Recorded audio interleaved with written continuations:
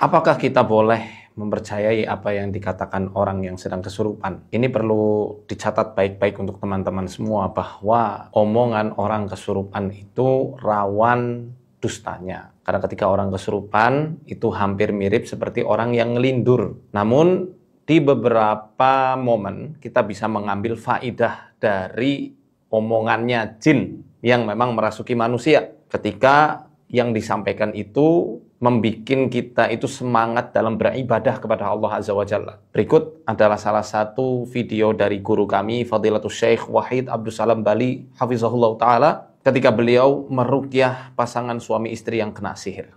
Kita simak baik-baik. الوقاية من السحر. يعني واحد خاف من السحر حتى لا يقع فيه، فما الذي يفعل حتى يقي نفسه من السحر؟ في يوم من الأيام كنت أقرأ على امرأة مع زوجها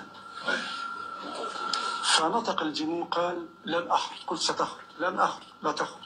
المهم قلت سأقرأ عليك القرآن حتى تفترق. المهم جلست أقرأ قال انتظر. قلت نعم. قال أخرج منها بشرط واحد. قلت ما هو؟ قال أن أخرج منها وأدخل فيك. قلت له. Nah, di sini Syekh mengatakan bahwa ketika meruqyah wanitanya, jin yang ada di dalam tubuh wanita ini mengatakan, aku akan masuk ke dalam dirimu. Kemudian dipersilahkan, silahkan aja masuk. Kalau bisa masuk aja. انتظر يا شيخ إذا دخل فيك وأغمي عليك من الذي سيعالجك؟ قلت لا ادخل. فانتظر قليلا ثم بكى الجني. قلت ما يبكيك؟ قال لا يستطيع جني أن يدخل فيك اليوم. قلت لما؟ قال لأنك قلت بعد الفجر لا إله إلا الله وحده لا شريك له له الملك وله الحمد وهو على كل شيء قدير 100 مرة. قلت صدق رسول الله صلى الله عليه وسلم من قالها في يوم كانت له حرزا من الشيطان يومه ذلك حتى يمسي. هذا أول حرز يحرز الإنسان نفسه بشرط أن تقول أذكار الصباح والمساء بتدبر وتفكر لا تقولها وأنت مشغول.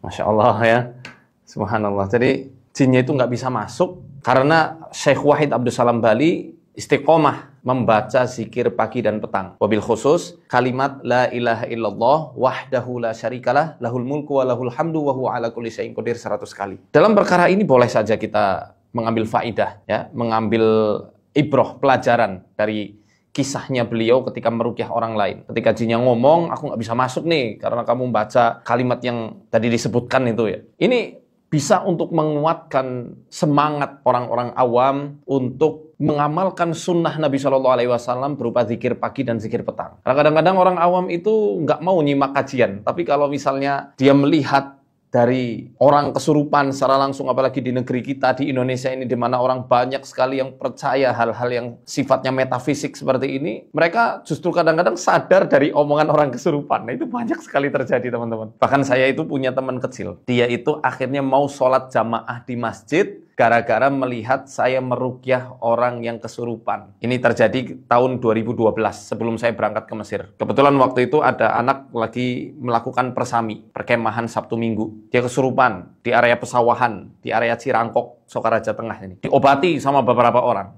sama paranormal. Yang ngobati nggak 1-2 orang waktu itu. Nah, tapi yang waktu itu nyisa hanya 2 orang, orang-orang senior semuanya. Ternyata nggak sembuh-sembuh. Dan ternyata yang ngobati ini adalah guru dari sebuah komunitas gitu. Nah, teman saya ini termasuk murid dari orang tersebut. Ketika ngelihat ya, ketika dibacakan ayat-ayat Al-Qur'an, ini jin yang tadinya sombongnya bukan main, dia kepanasan. Ampun, berhenti, ampun. Nah, di situ teman saya takjub itu.